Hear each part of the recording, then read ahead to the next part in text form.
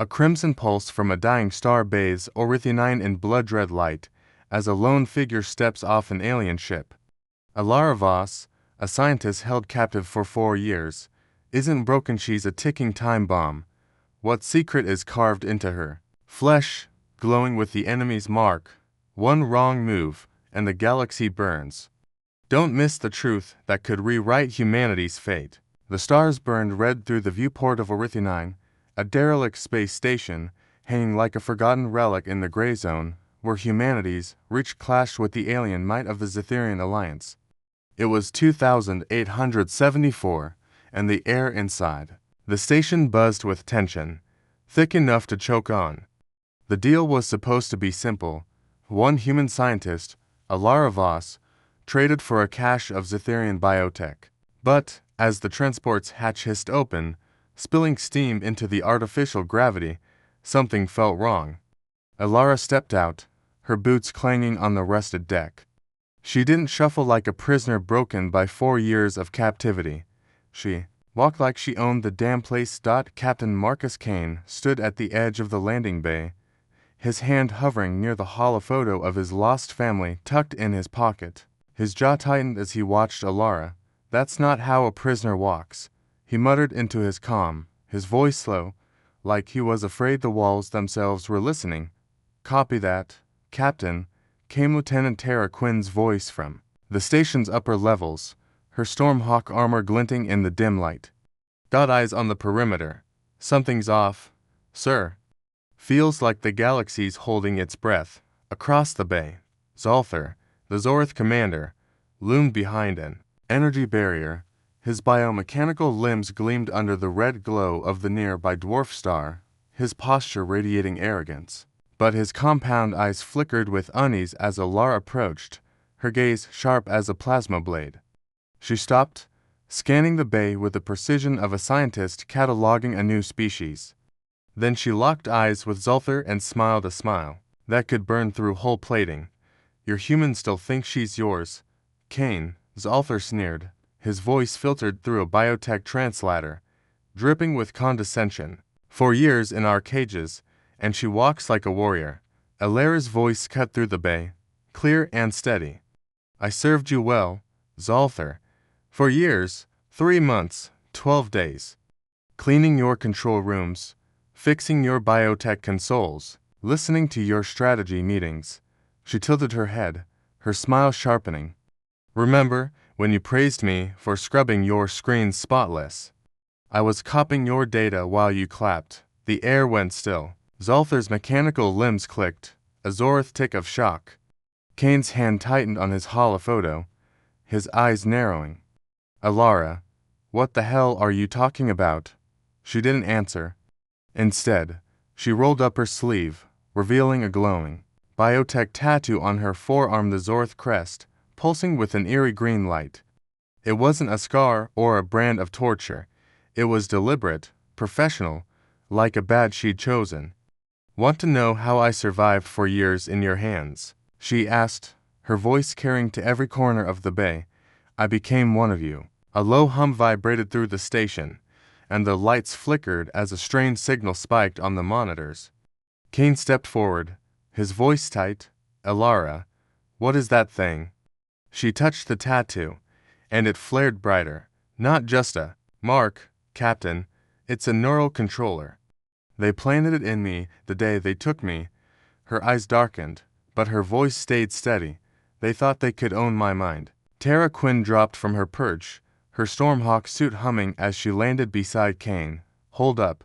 You're saying you've been a walking bug for them? And you still pulled off a data heist?"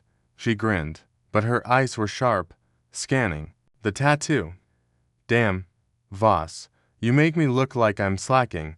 The station shook, a low groan echoing from its ancient corridors, as if something alive stirred in its walls. Alarms blared, and the viewport flared red as the dwarf star pulsed. Unnaturally, Xyther's limbs clicked faster, his voice rising. "You were broken, human, compliant. You followed orders." "I followed them perfectly," Elara said, her smile cold. "Your orders. I cleaned your consoles, carried your reports, stood In your war rooms, while your officers spilled secrets, thinking I was too shattered to understand. She tapped her temple. Funny thing about humans, Xyther. We're really good at listening. The transport behind her roared to life, not powering down, but spooling up, its hull flashing with emergency lights. Xyther's biomechanical frame shifted to a pale blue Azorth panic response. What have you done? He demanded, his translator crackling. Elara glanced at a device on her wrist, not a chronometer, but a transmitter. That, just a little beacon I've been carrying for 4 years. Broadcasting every war plan, every fleet movement, every secret you thought was safe. The station's lights died, replaced by the red glow of emergency systems. Through the viewport, stars shifted as massive shapes dropped out of hyperspace human ships.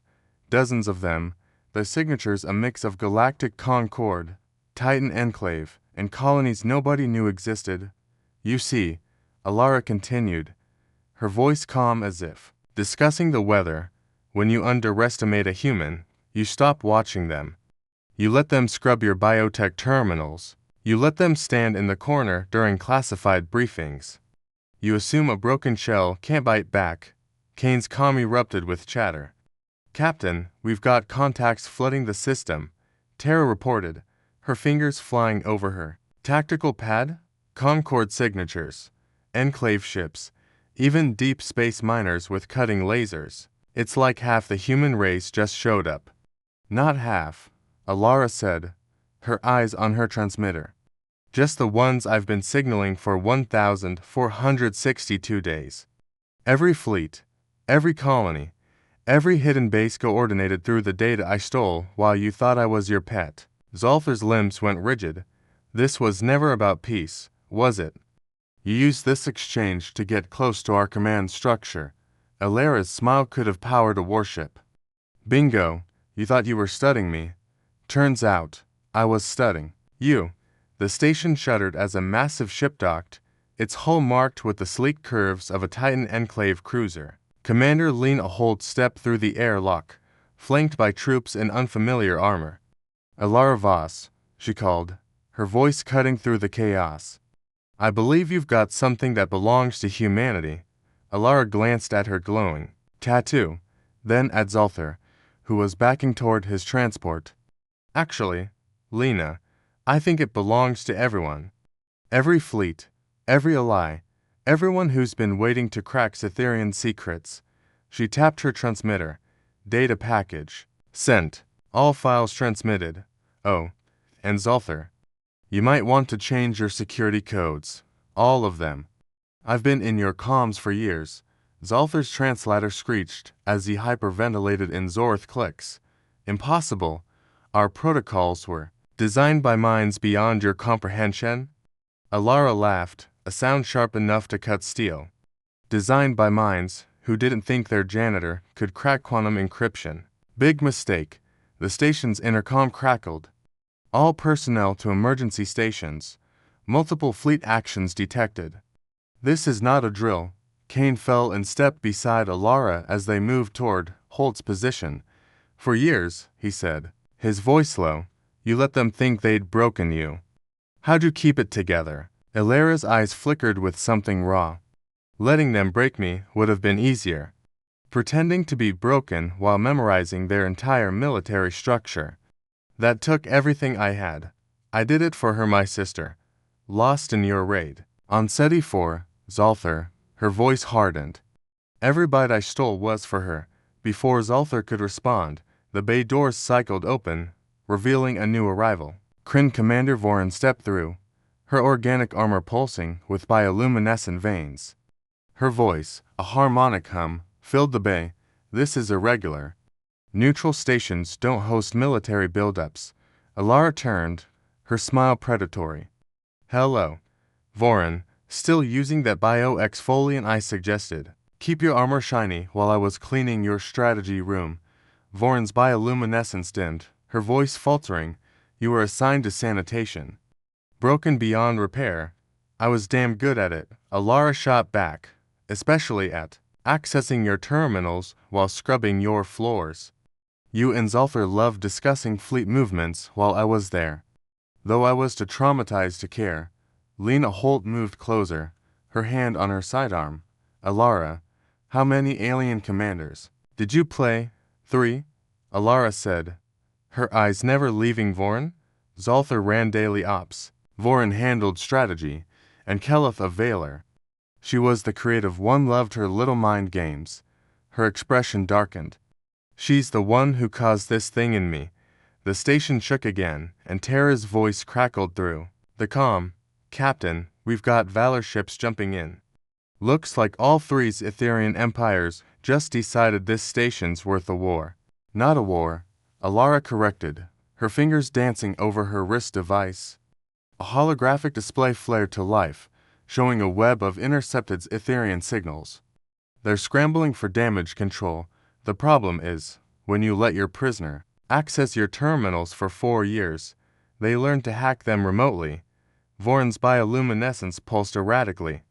Impossible. Our encryption was designed by people who didn't think their cleaning lady had a PhD in xenoculture and a knack for quantum crypto. Elara finished. Oh, and Vorin, I borrowed your access code 6 months in. Been reading your mail ever since. Tara whistled.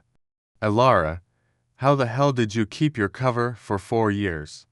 Most spies crack in months. Elara's face softened, just for a moment.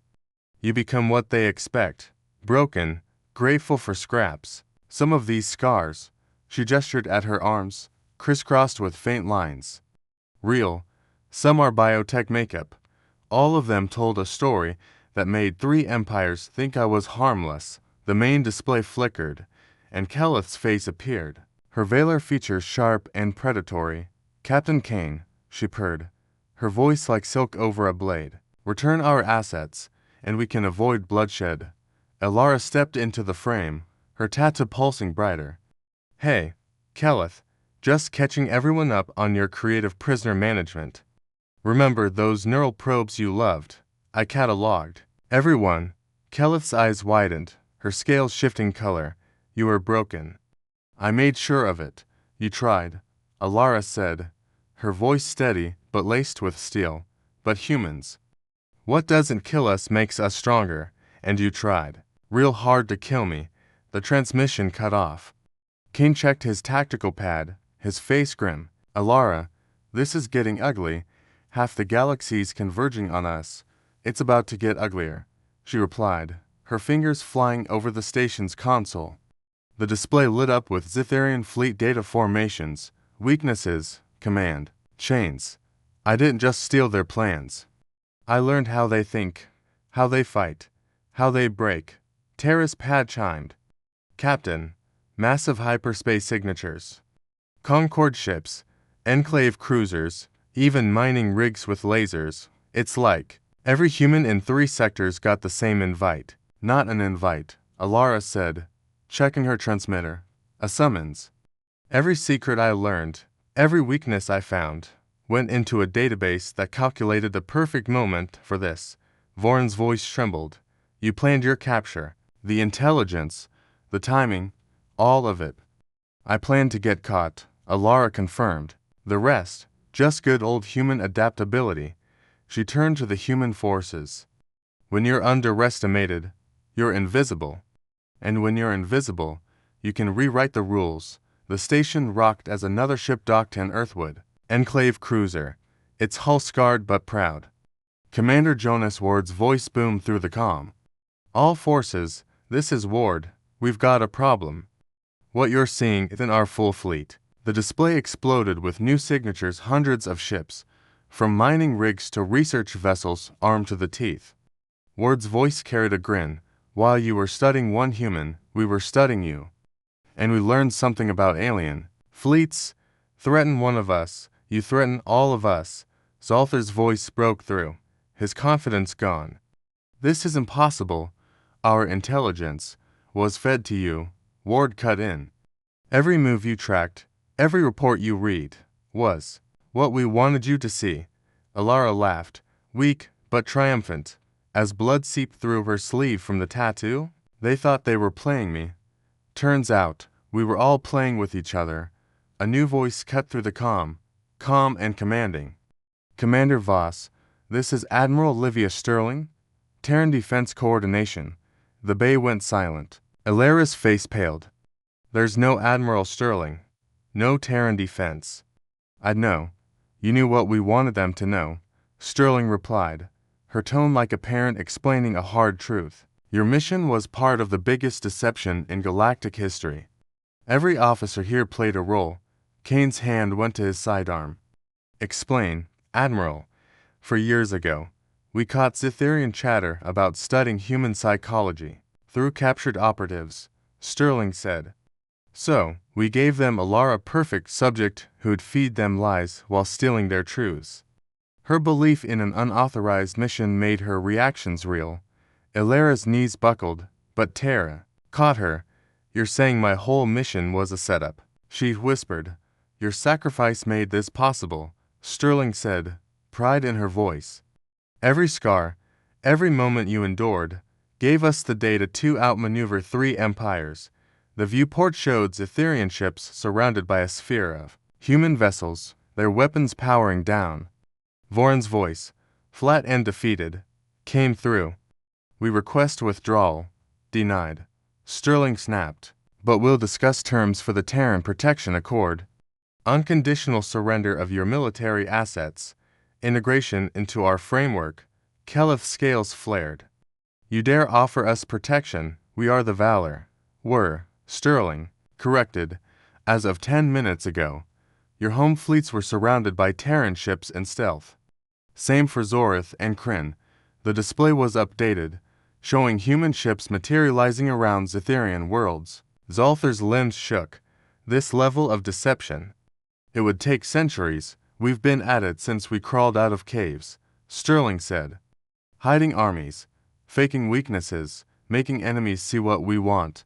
You studied one human. We studied your entire civilization. Ward's voice crackled. Zorith's home world is offering a ceasefire. Kryn sending surrender codes. Vaylor's begging for safe passage. Sterling's tone softened. Here's the deal. Every world, every resource, every conquest you've claimed is now under Terran oversight, not conquest. Protection from yourselves and the dozen species watching this sector. Elara, clutching her bleeding arm, whispered, You're not defeating them, you're absorbing them, protecting them, Sterling corrected. And showing the galaxy what happens when you underestimate humanity. The Xytherian fleet stood down, their ships shifting to escort formations. But as the station's light stabilized, a new signal pierced the comms, a harmonic pulse, unlike anything human or Xytherian. A sleek, obsidian ship materialized beyond the viewport, its surface rippling like liquid. A voice, cold and ancient, echoed through the bay. I am the observer of the Sentinels. Your victory is noted, humans, but the Xytherian were pawns in a larger game. Elara's tattoo pulsed, not with Xytherian signals, but something older, deeper. She staggered, her voice a hiss.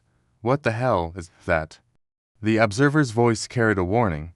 An ancient force stirs at the galaxy's edge. You've won this battle, but the true war is coming. Prepare, or perish. The transmission cut off. The station fell silent, save for the hum of life support and the red pulse of the dwarf star. Elara stared out the viewport, her reflection framed against the void. We showed them what humans can do, she said softly, her voice steady despite the pain. But what if that wasn't enough? Kane placed a hand on her shoulder, his holophoto glinting in the light. Then we keep fighting. For your sister. For all of us, Elara nodded, her eyes on the stars. The galaxy had seen humanity's strength, but as the red light pulsed, she couldn't shake the feeling that something was watching, waiting. And whatever it wasn't done with them yet.